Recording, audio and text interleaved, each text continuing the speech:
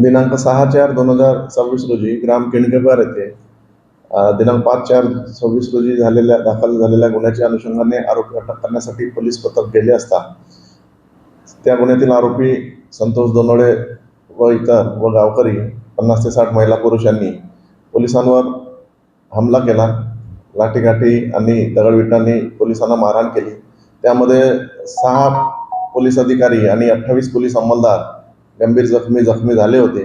सदर प्रकरणी गुन्हा नोंद करण्यात आला होता.